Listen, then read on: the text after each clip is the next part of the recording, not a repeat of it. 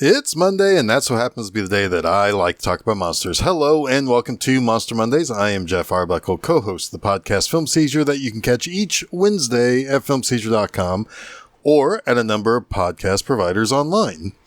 Once upon a time, late-night television was a very big deal. Oh, sure, more recently, every channel seems to have a late-night talk show host, and several stations actually have two shows each weeknight. But back in the 70s, there was one man who dominated every night after the 11 o'clock news. Johnny Carson and his juggernaut, The Tonight Show. Granted, Carson was not the first host of the show. Steve Allen and Jack Paar preceded him, but by the mid-70s, Carson had the most profitable show on television. The show was full of edgy humor that at times bordered on raunchy. There were all sorts of different guests that would kind of share this panel. Each guest would share the stage with the next guest. So maybe you would have, like a big time actor like Burt Reynolds sharing the stage with, I don't know, someone like Carl Sagan. But they would sometimes interact together, even at the behest of Carson. It was the sort of thing that almost resembled your parents inviting over their friends from different backgrounds, and you're kind of eavesdropping on their sort of adult and at times serious conversation while they all smoked a cigarette and were drinking coffee after dinner. It's this thought of being intrigued by late night talk shows giving younger eyes a more curious look at that writer-directors Colin and Cameron Cairns used as their basis for 2024's Late Night with the Devil. The siblings are Australian, and their basis was not actually Carson, but an Aussie talk show host, Don Lane. He was the most popular talk show host from 1975 to the early 80s in Australia. He's not 100% a Carson type, but was kind of close. However, other characters that would come into this movie certainly do borrow a little bit from instances that both Don Lane and Johnny Carson shared on their separate shows. Some of the characters in this movie are more directly based on period-accurate guests of late-night talk shows. There's the mentalist/psychic named Christou, who was based on Criswell, who went on a lot of really old talk shows to make predictions about the future. He's also a little bit Uri Geller as well, a mentalist that claimed he could move things with his mind and stuff like that. Criswell was also the guy who would end up introducing Plan 9 from Outer Space for Ed Wood back in the late 50s, early 60s, whenever exactly that came out. But we also have a character named Carmichael Haig, who is a skeptic heavily based on the brilliant James Randi, while also looking a little like Orson Welles, who was a regular on the talk show circuit at that point in his life. Now, as for the absolute most important part of this movie, we have to talk about the guy tapped to play Jack Delroy, the host of this movie's late night show, Night Owls. David Dastmalchian is an incredible presence right now in movies and TV, and I should probably go ahead and get this out of the way because, frankly, he's going to be one of my likes later on when I get to that portion of this episode. But this guy is someone I really want to hang out with. He's a comic book guy. He's a horror guy. He loves horror hosts. And the more local and janky the horror host, the better. He loves monsters. He has lots of pleasant memories of watching horror movies and stuff as a kid. I just want to be really good friends with the guy. I mean, he's into all the stuff that I am into. So, it seems like we would have some pretty good conversations. But he's been in a lot of stuff that I've seen, from comic book movies like Ant-Man and The Dark Knight. Before I even knew who he really was, to James Gunn's The Suicide Squad as maybe one of the best characters in the whole thing, Polka Dot Man. He's been in Blade Runner 2049. He was even in The Life of Chuck this year. The guy is everywhere. Meanwhile, he has his own horror host character, Dr. Fearless, and has shown up on Svengoolie and Midnight Mausoleum as the characters. So, this guy seemingly always pops up and doing all the stuff that, I would have loved to been able to do, and seems to be a pretty decent dude all the way around. And I'll talk a little bit more about his portrayal as Jack Delroy in a little bit. But yeah, he just seems to show up in a lot of things that I'm already interested in watching. And he just, I don't know, I admire the guy quite a bit.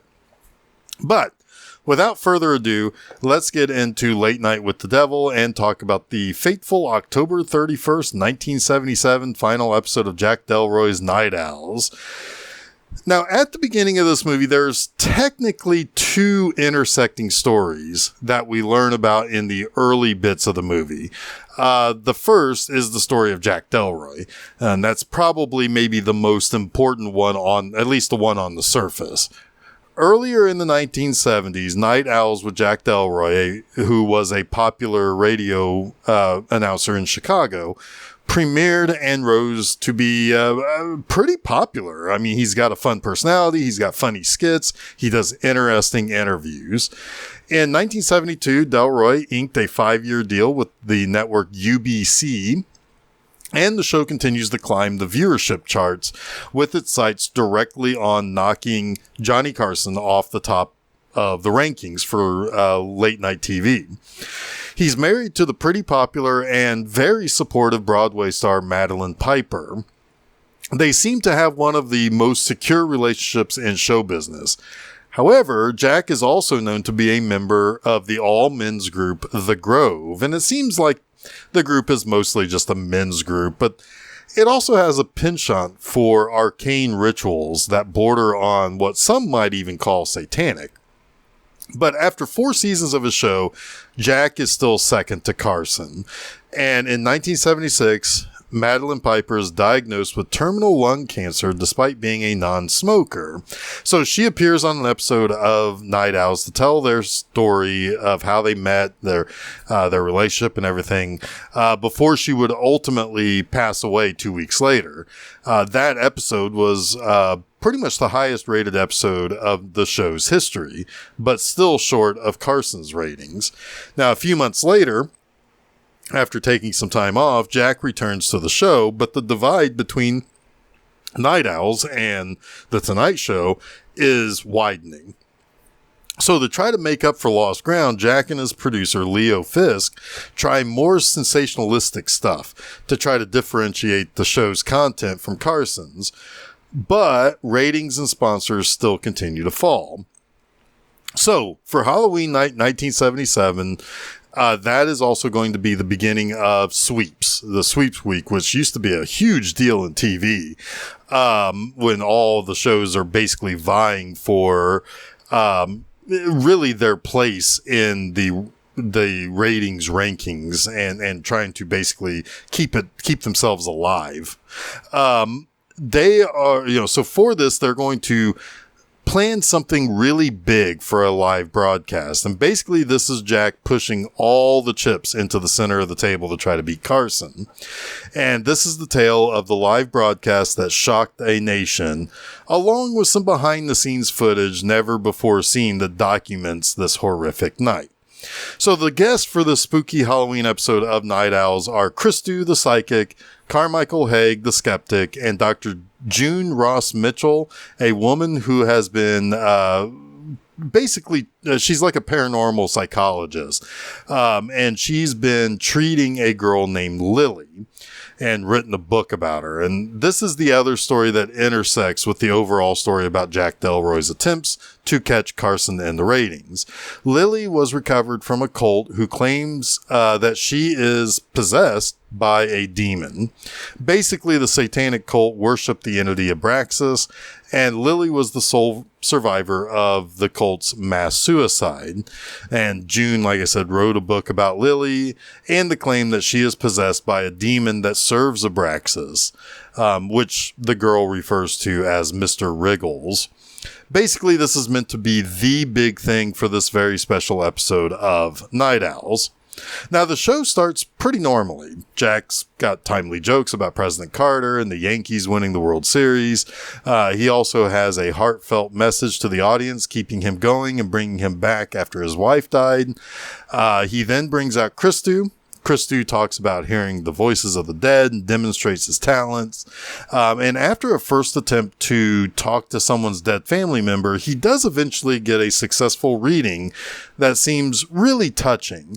But things start to get a little bit out of control. He starts to convulse and starts talking about somebody named Minnie, which was Jack's pet name for Madeline. And his eyes, roll back into his head, and he begins to look pretty sickly. And then Carmichael Haig comes out to have a debate with Christou over the truth of these psychic or paranormal powers, as Haig kind of talks about this $100,000 check that he walks around with for anyone who can successfully prove that they have real paranormal powers. And, also this has Christou kind of defending all of his powers.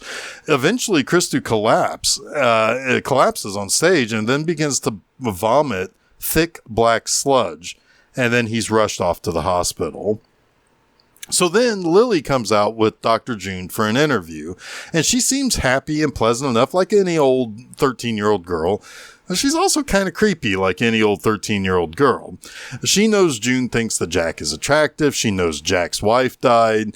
She then tells Jack that he need not worry about his show. Very soon he's going to be very famous.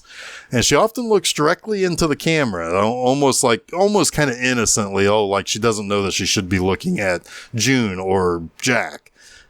It's almost like she purposely wants to look into the camera. But she also speaks with Madeline's voice sometimes. So during a commercial break, June tells Jack that she thinks this is all a really bad idea. Lily's becoming more and more unpredictable.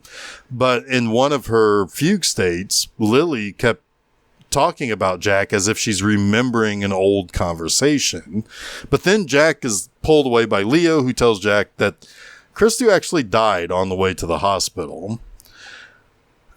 Now, some strange things start to happen during the interview with June and Lily. A theremin that Jack's sidekick Gus was playing at the start of the show starts playing by itself and causing a feedback loop through the PA system that ends up breaking the glasses of water on the table in front of the guest. Haig dismisses the event as just being simple feedback, but it leads to Jack convincing Lily and June to do a demonstration of how June can commune with Mr. Wriggles.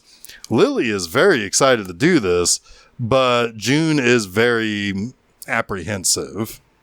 Now, during the commercial break, Gus says that he knows about Christou, and he thinks this is all very dangerous, what Jack is cooking up here. And when they return from the commercial break, June summons Mr. Wriggles, who changes the physical appearance of Lily, changing the girl's eye color, changing the way her voice sounds, giving her lesions and sores on her face. She tells Jack that they have met before among the tall trees. But she also teases June about how she thinks Jack is very attractive and that Jack's last lover ended up dead. And then Lily begins to levitate in the chair that she's strapped to before returning to her normal self. Now, during the commercial break, June questions Jack about what Lily meant by the tall trees, and Leo tells Jack that the ratings are through the roof and all the sponsors and all the corporate people behind the scenes are very impressed. After the break, Haig attempts to debunk that everyone witnessed, or what everyone witnessed, by claiming it was some sort of mass hypnosis that June guided Lily and everyone in the audience into. Then he has Gus come to center stage where he does a similar guided hypnosis session with the sidekick, to the point that he believes he's got worms coming out of his guts. In fact, everyone believes that's what's happening. Basically, Haig has hypnotized almost everyone in the studio and tries to do the same for quite a few of the viewers at home. But Haig tries to say that June basically tricked everyone to believe they saw the same thing. When reviewing the tape of Gus, it shows that none of what they saw with the worms happened. But when they ran back the tape of Lily and June, everything that we think we saw and everything that the viewers thought they saw was real. And there was even a ghostly image of Madeline standing behind Jack. But then Lily starts letting off something that looks like electricity, and her head splits open letting out like glowing power. She kills Gus by turning his head all the way around and then strangles and slits June's throat with the amulet she wears to help calm the demonic entity down. And she then burns Haig to a crisp as Leo hurries Jack off stage. In the static that appears in the footage, we see a demonic face kind of form in the static. But then we see a disheveled Jack coming out onto the stage of Night Owls to do an episode where people can't stop laughing. There's, really kind of bad jokes being told. He doesn't understand what he's seeing or what he's doing. Replays a lot of the previous skits and interviews that we saw in the opening, especially the one with Madeline. And he starts begging directly into the camera for people to stop watching and turn off the TV. He's then at the UBC office where it seems he has sold his soul for his rating success, or at least that, he's signing his contract for what he hopes to be continued success. He's surrounded by members of the Grove, as well as, they say, the satanic cult leader from Lily's cult. Then he sits by the deathbed of Madeline, the one he sacrificed for his success. She begs him to use a ceremonial dagger from the cult to put her out of her misery, and when Jack stabs her, it appears that he's killed Lily on TV, with everyone else killed by the demon lying dead around him. All right, so let's get to the three things I like about this movie. First, the aesthetic of this movie is marvelous. I talked last week about how nostalgia has to hit and make you feel something. You can't be told to be nostalgic about something. You have to feel it. Well, as someone who watched a lot of old Johnny Carson and watched a lot of late night talk shows like that as a kid, this really strikes the right notes for me. I mean, obviously this is told in a documentary style where it does include the behind the scenes stuff that kind of breaks the illusion of it being, a real broadcast. It's not quite like WNUF Halloween Special that I talked about last week, but like that movie, this has a serious attempt at authenticity in how it looks and how some of the characters are portrayed. Next, this is a fairly effective horror movie. I think what's kind of special about this movie is that you end up kind of caring quickly for the people portrayed in the story. You kind of don't want this to escalate. Naturally, it's going to, and it does. And it got to me a little bit, and especially the first time I watched the movie. You're kind of invested, so, you start to, lean forward to see what's about to happen. And then you get invested enough where you start to get a little spooked by what you're seeing and hearing. There aren't a bunch of jump scares or anything like that. It's just the mood of the presentation. It makes for wonderful October viewing. One of the things that I like to take into consideration for what movies I plan to watch during the month of October to kind of satisfy all the spooky feels that I'm looking forward to, or at least that I want to have during the Halloween season, is whether something has a comforting, spooky vibe to it. Universal classic monsters, 80s slashers that I've seen a million times, Carpenter's Halloween. These are all kind of warm blanket movies that help me celebrate. And since its release last year, I've seen this movie a couple of more times to celebrate October and the Halloween season. So this has that pleasant feel to it that just oozes, not with worms from Gus's gutses, but with something you can watch to simply enjoy the atmosphere built by the movie. And thirdly, it's Desmouchian as Jack Delroy. Look, I kind of mentioned this earlier, but I don't know if I've ever seen anything that Desmouchian has been in that I didn't at least like what he was doing in it. Not everything he's made has been great or, good or whatever, but every role he's had, I think he's played quite well, and he's the reason why I end up seeing that movie. Again, this is a guy that I really want to be buddies with because I'm interested in him as a person who has pretty much every single hobby I have. I already kind of feel like I know what he can bring to a role. And so as Jack Delroy, he's kind of drenched with this smarm. He may come off as likable on camera on Night Owls, but Jack Delroy is driven mad with the need to be more powerful or more liked or more watched, etc. He's kind of duplicitous in this role while still trying to be likable. And that kind of helps you dislike him a little bit more. The dude sent his wife through hell so he can, beat Carson on one night? Did he think this was going to be one of those deals with the devil that would put him on top forever? I mean, he's a charismatic actor playing a charismatic but terribly flawed and kind of deeply detestable guy who has to always be smarmy as a talk show host, and he plays that really well. So, as far as I'm concerned, Desmalchian can really do no wrong in any role that he plays, but especially in this movie. Now that wraps up this week's Monster Mondays. You can catch new episodes of Monster Mondays each Monday at filmseizure.com. Don't forget to follow Film Seizure at Facebook, Threads, Instagram, and Blue Sky. You can also subscribe to Film Seizure to get both the Film Seizure podcast and Monster Mondays at your favorite podcast providers. We also upload the stuff to YouTube. You can also check out my website, bmovieenema.com, to read new reviews every Friday morning.